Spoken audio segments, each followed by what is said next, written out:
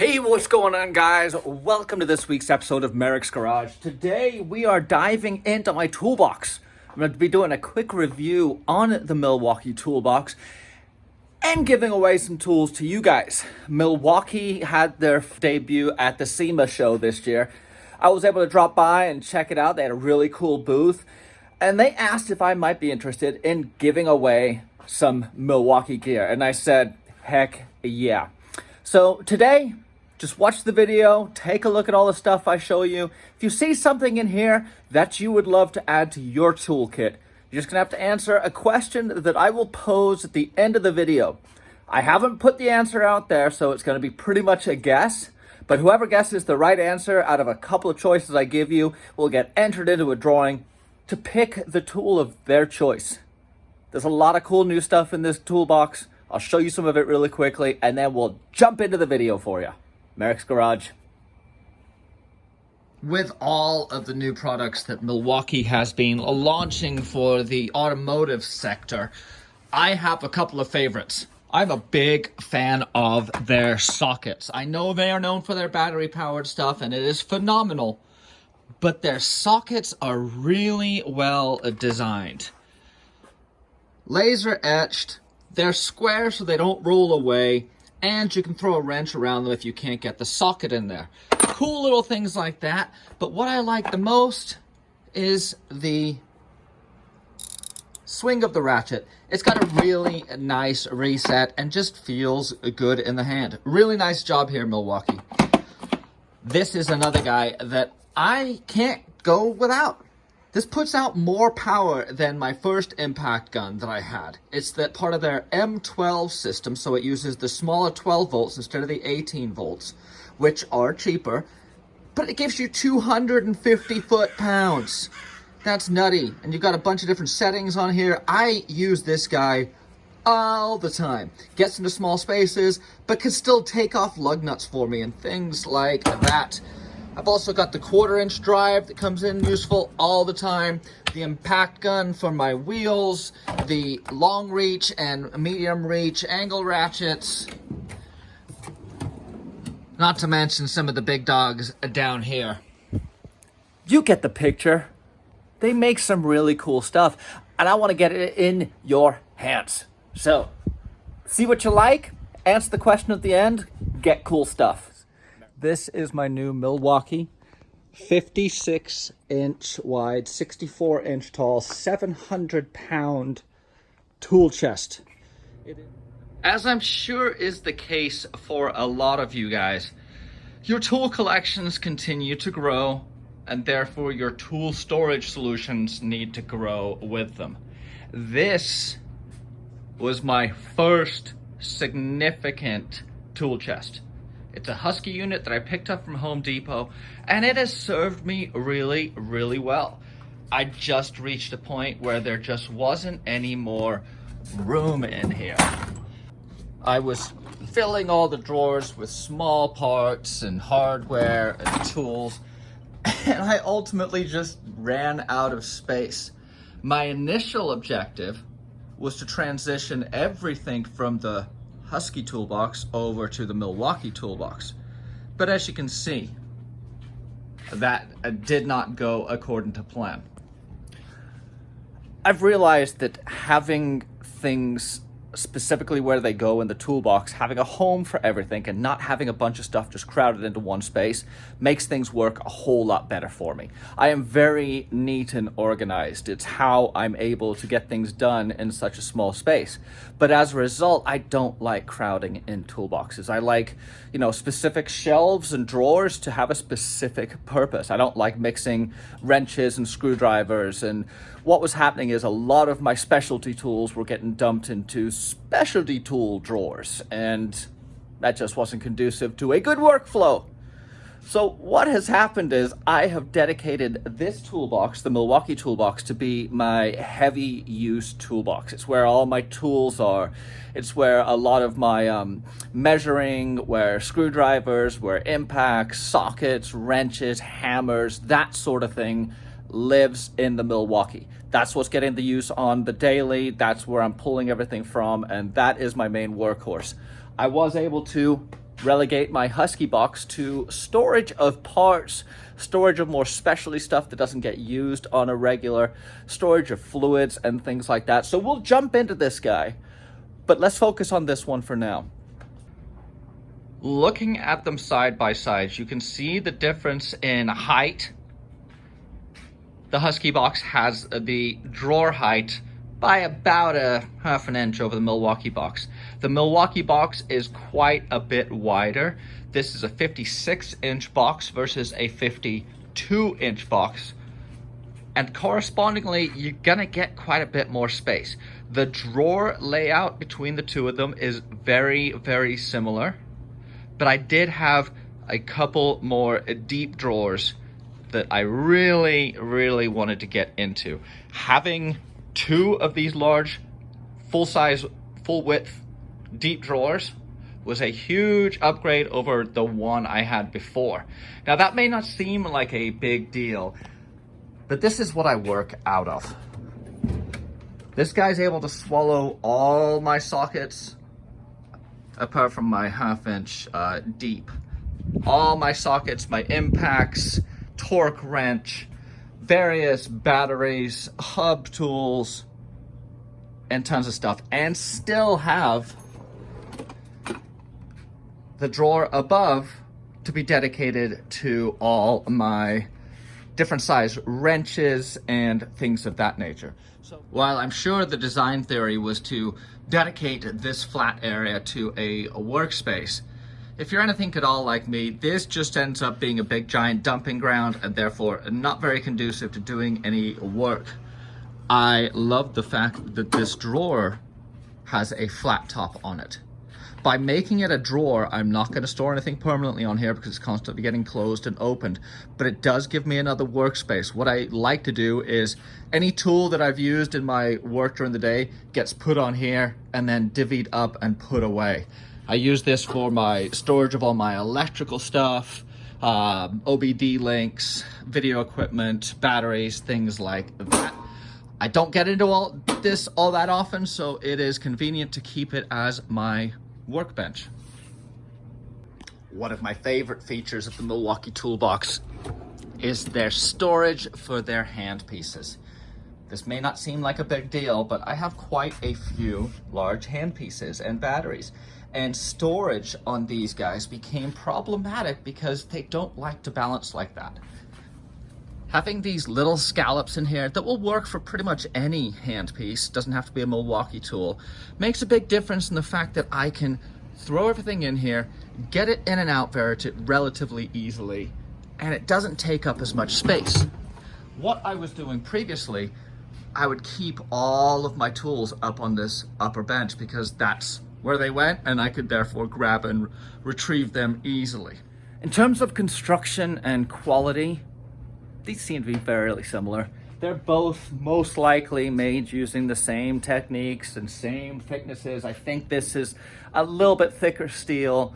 This has two support wheels in the middle, whereas this has larger casters and seems to be a little bit overall a more robust base. I've never had any problems with this guy. It was purely a storage space issue. That said, in this prosumer, consumer, home hobbyist designed marketplace, I feel that a lot of these toolboxes are interchangeable.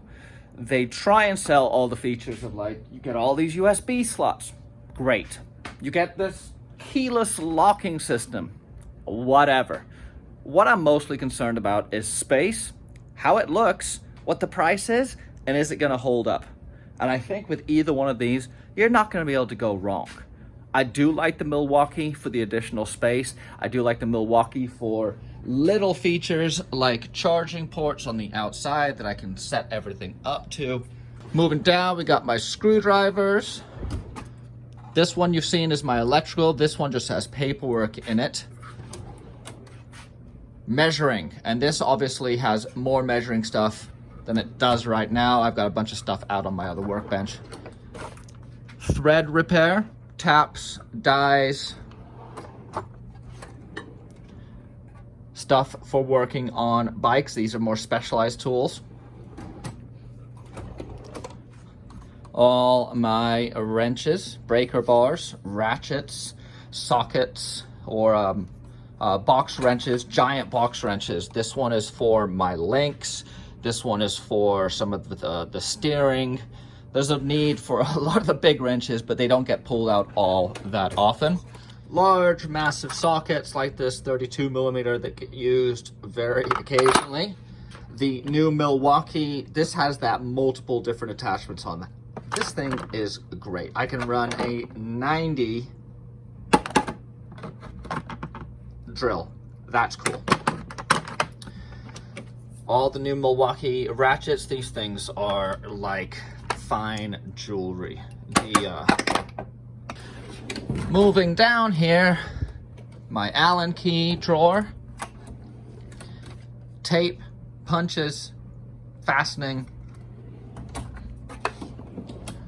metalworking, drill bits, angle grinders, cut-off wheels, polishing discs, files, center punch. My drawer of many things. My drawer of hitting things. Then a selection of pliers. And you saw this guy down here. Moving over finally, here's where I keep webbing, gasket material, heat guns, some other stuff like that. Welding mask usually goes in here, and PPE and things like that. So I like how this is set up right now. I have a few more drawers that could take more stuff, so I'm slowly transitioning all the daily use stuff from over here into the daily use stuff that is going to be in the Milwaukee box. But let's take a look at the Husky. I'll show you what I've got in there. I have a bunch of empty drawers in here, which is a huge win. Those are going to be getting filled up as I go through all the organization in my shop. But let's jump into some of the small parts and some of the cool things that I think you guys will dig over here. At the bottom, this is where I keep a lot of my go-to, like Armor All and Steel It paint and glass cleaner and degreaser and brake parts and stuff like that.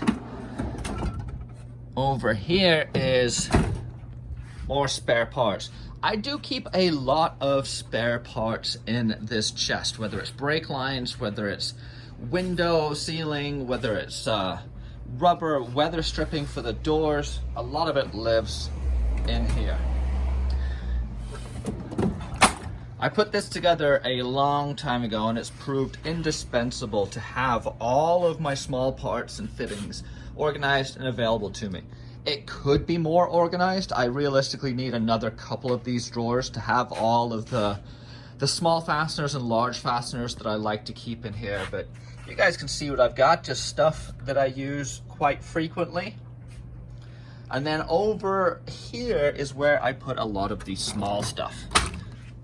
Small electrical, small nuts and bolts, washers, cotter pins, electrical wire nuts, small old school relays and fuses, radio gear, random stuff like that. More and more small stuff. There's a lot of home fixture things in here, and nails and stuff that my wife and kids are constantly using to make stuff. And up to the last one, we got more electrical, more small parts and tools, and some hardscape fasteners and things of that nature. Being able to dedicate this one long flat drawer to small parts has been really cool. Down this end is stuff that I'm not using right now, but will need. Everything from gasket material to grease to U-joints to small brake parts. And then moving over, you can see that I've got my selection of rivets. I've gotten a selection of small grommets, electrical connectors, and grease ports.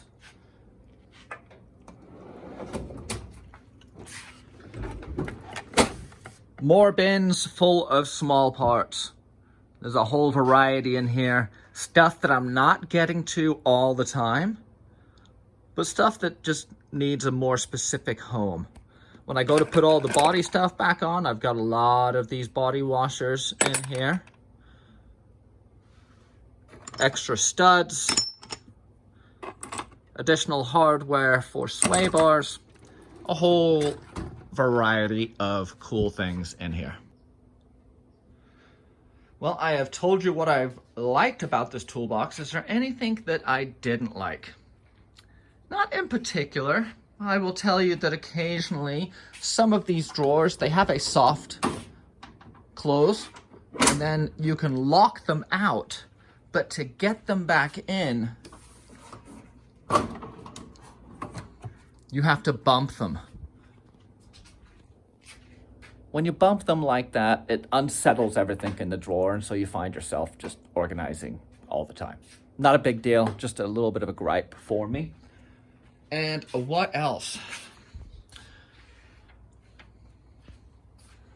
That's really about it. I can't complain. This thing is serving its needs really, really well. I'm happy with it. It fits well in my workshop. It fits well in my garage. It gives me lots of space to do what I need to do. Well, there you have it. You have seen my tool chest, you have seen my tools, and you have seen a sampling of some of the cool new stuff that Milwaukee has been bringing out.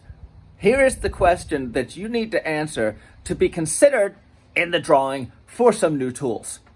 What was the first Milwaukee branded power tool that I purchased? Was it a drill? Was it a circular saw? Or was it a Sawzall? 3 choices. Pick one, drop your answer down below. Whoever chooses right will get entered into a drawing. I will choose someone randomly and they will get to pick a piece of Milwaukee gear for their tool chest. I hope you guys enjoyed this video. I've got a lot more stuff out there. Make sure to check out some of my other videos up here. And as always, give me a subscribe. We'll see you next week. Merricks Garage.